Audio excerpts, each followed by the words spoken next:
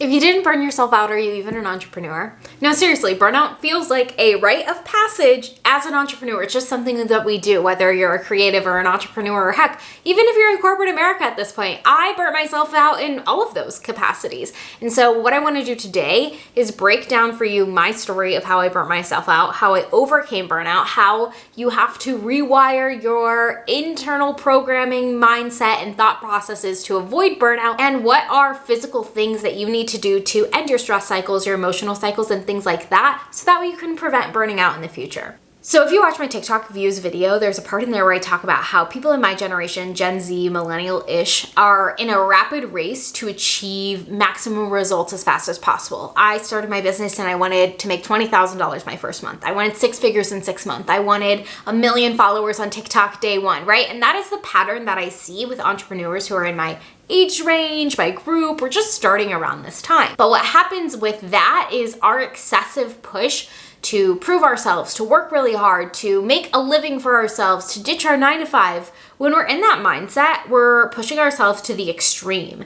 We are working long hours, 12-hour days, burning ourselves out. And there's a really interesting thing. There was a study done that says the majority of people know what burnout feels like, even if they can't exactly describe what's happening inside of their body. You know, it's really interesting because I would even say that that's how my ADHD feels. Like, I know what ADHD feels like, but I didn't know exactly what was happening in my mind to make me have those symptoms. But it's the same thing with your burnout. And so I've gone through many massive growth periods in my business. And the really weird thing is they always happen around September, October. Ever since. This is my 3rd year in business, and I am like, nothing crazy has happened yet, and I'm breathing just fine. But my first year in business, the September-October range was when I had my first $30,000 week. I made $30,000 in a week, and that is a lot to process, but I was doing a lot of work. I was going live on Instagram every single day. I was posting every single day. I was posting just Instagram stories every day. I was DMing 15 to 20 people every single day to sell out a launch and make that $30,000. It did not just come to me.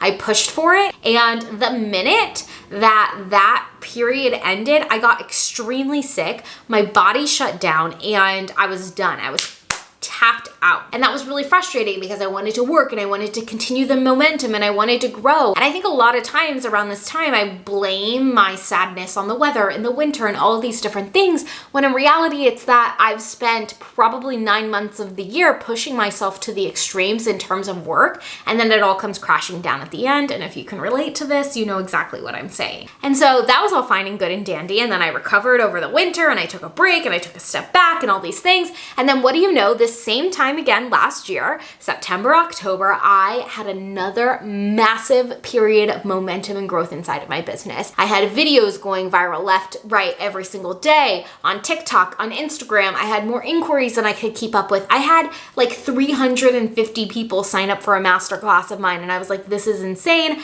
I was making crazy amounts of money. And again, I was overworking myself. My burnout got so bad that I fell into an extremely depressive episode, and there was nothing more that I wanted to do than work, but I didn't have the mind space to work.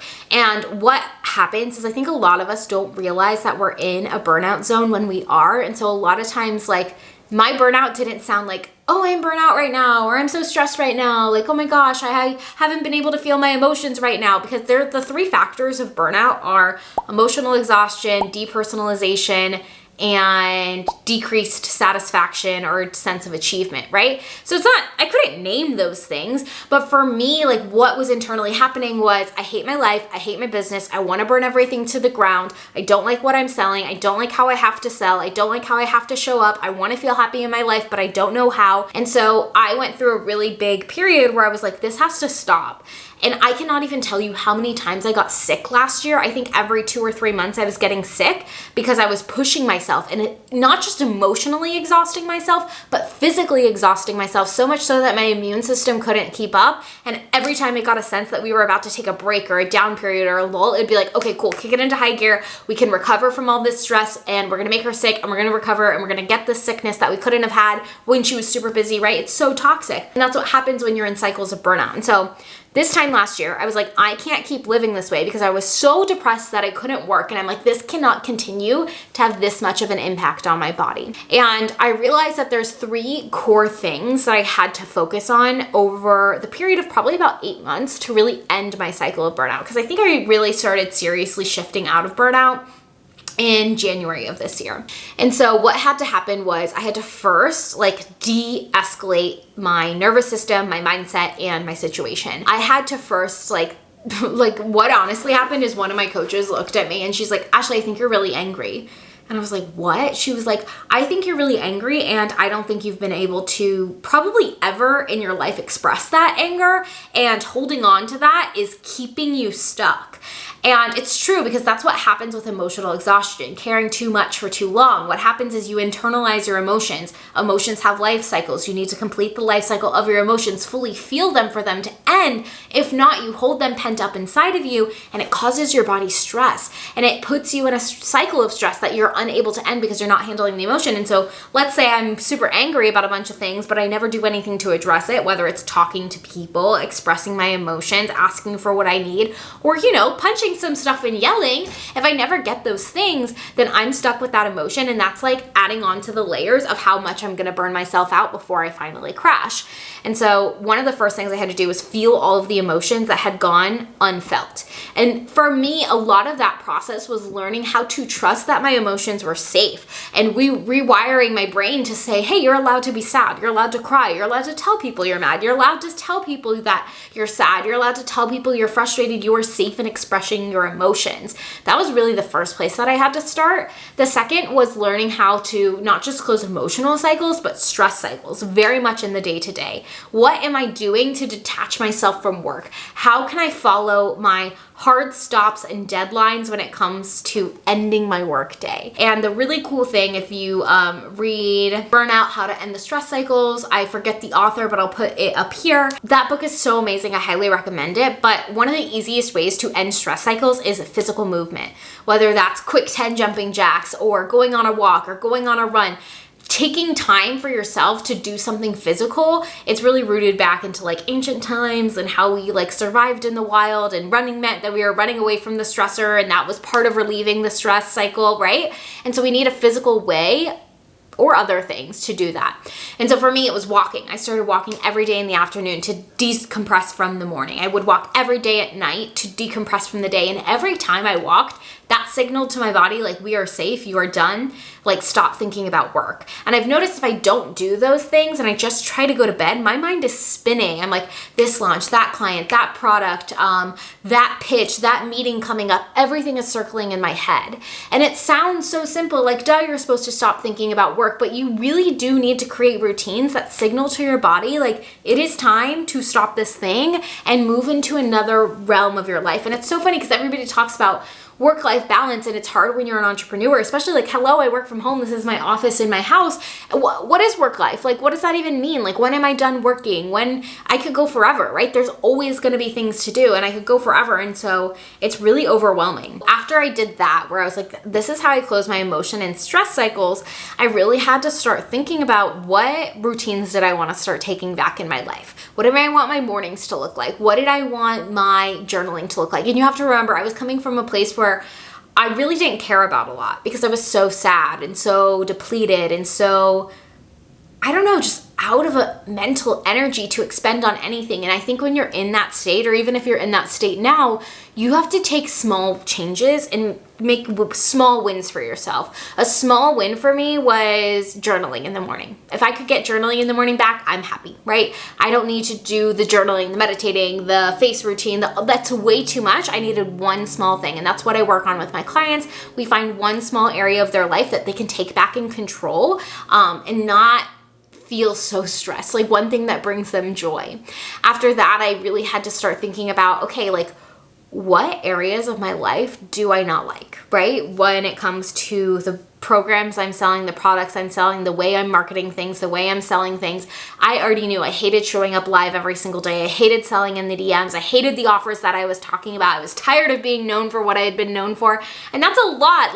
That is a huge upheaval of my entire business and life to shift and pivot into a new direction. And of course I was stressed. That's terrifying. And so instead of doing the terrifying thing for months and months and months, I was stuck in a stress cycle where every day I was going going to do work that I didn't really want to do. And it was my own fault because I am the CEO of this business. I can change direction at any time.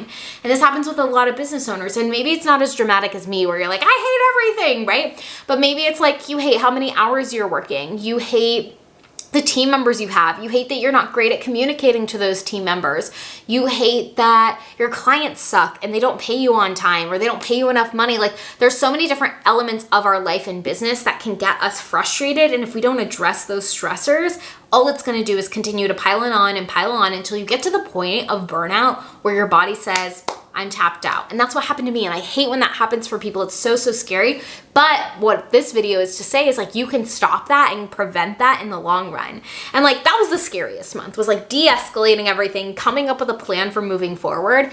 And after that, things got a little bit easier because I started to get systems in place to trust myself to do a good job working and not overwork myself. But the next thing that had to happen was really internal. I had to look at why I was so obsessed with work, what mindsets were driving me to strive for success and want to burn out so much so fast. And only after I reprogrammed the way I thought about work, success, productivity, was I able to actually start to understand when I do work best. I work best in the morning. I work best when I get all my tasks done in the morning and my afternoon gets to be fun and creative and all those things. I do not work well at night. If I'm working well at night, we have a red flag situation. But some people work really well at night and they suck at working in the morning. And when I say morning, I don't work till 10 a.m. If I work before that, it is a rough time. And only after you start to pull away societal expectations or different thoughts that you've had around work can you get to the bottom of when you do your best and how much you actually need to do to hit your goals. After that, it was really thinking about, okay, I know how I need to work. I know how much I like to work. I know how much I need to work to get shit done, but what are people's expectations of me and how can I advocate for myself and stop people pleasing? For a lot of my clients, they have to fire clients, they have to raise their prices, they have to fire team members, they have to have difficult conversations with team members. For me, I had to honestly shift expectations my audience had around me. I wasn't gonna go live every single day. I wasn't going to do crazy long extended payment plans for my services anymore, right? Like these big changes that caused me a lot of stress because I was always thinking about them in my back of the mind. I had to put a close to them. And that is the greatest relief and closure of a stress that you can give yourself is by setting those boundaries and really standing up for yourself. The last thing that I did and the last thing that I do with my clients, because we work through these 3 phases, de-escalation, supporting your needs, and then prioritizing fun. I thought about what would be fun for me. What would be fun for me to sell? What would be fun for me to do in my life? Where are expectations that I'm completely ready to dump of myself or of society or of my family? Like whatever, get rid of all of those and create a business that I truly love. And I think a lot of times when we're burnt out, we do want to burn everything to the ground, and that's okay. Because you can burn it all to the ground. That's kind of what de-escalation is about. But after you burn it to the ground, you got to rebuild. You got to rebuild your mindset, your business strategies, your thought processes, and then you can have a lot of freaking fun. And it took me a long time, right? It took me many months. I'm talking 8 months of me not completely focusing on the burnout, but trying to figure it out as I go because I didn't have this formalized system, this 3-step process for solving burnout because I hadn't worked with as many clients who were dealing with burnout yet. I hadn't fully figured it out at the time. And so it took me 8 months of doing stuff, messing up, trying again, figuring out what worked, what didn't work, all of those things. And literally 8 months in, like the 8th month where I was like, this is it. I've done it. I have completed the process.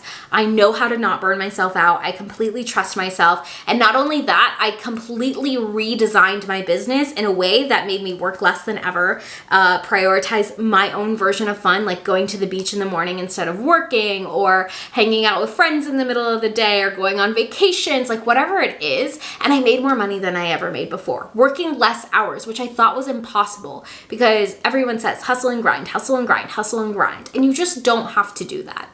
And so all of that to say, like, I think it's so important that as a business owner, you have a really good handle on one, how are you de-stressing and closing emotional cycles? And 2, are you doing shit that you want to do inside of your business? Because if you're not, it's going to stress yourself out and you will burn yourself out. And that's for anything. Selling the wrong offer, selling to the wrong kind of client, posting things you don't want to post, overworking yourself, not having boundaries, having bad team members, all of that stuff is going to put you in a state of stress, which is what burns you out.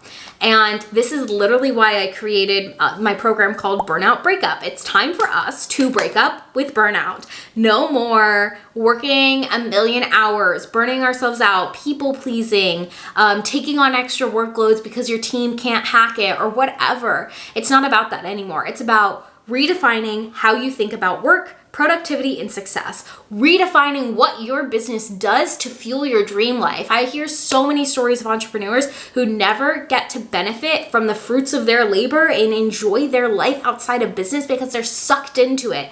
I have clients who have literally been like, I already made $250,000 this year and I'm ready to just quit. I don't want to take on any more one-on-one clients because I'm expended. I have nothing good left to give, and it should never get to that point, and it doesn't have to. And you can make $250,000 without ever burning yourself out. I promise you, it's possible. And if you want a space where you can learn how to, one, de-escalate whatever form of burnout or stress cycles you're going through now, so that way your whole entire life, you know how to stay in a level-headed position and not be emotionally exhausted, not be depersonalized, not be in a place where you lose a sense of all accomplishments because you're just so tired. No one wants to get to that state. I created Burnout Breakup to help you overcome that. I created it to, fuel a new generation of working that's beyond hustle culture. This program dives into how to stand up for yourself, how to create a business that you actually love, how to redefine business, how to do all kinds of things that are really, really essential if you want to actually love the business that you're in. And there have been so many creators who have even gone on to say that they made millions of dollars and they hate their life and they can't think when they're talking and they don't remember the words that they were saying in the middle of their sentence. That is because they let it get to the point where everything is falling apart. And it doesn't have to get there, but if you are there, don't worry, there's support available for you. But it doesn't have to get there. And so if you can learn how to manage your stress cycles and learn how to de-escalate any situation that you're in when you're stressed, so you can support yourself and your mindset and your business, do things that you love, like burnout doesn't even have to be a word in your life, which is why I created Burnout Breakup. So if you want to learn more about that program and working with me inside of it, click the link below and I'll see you guys in the next video.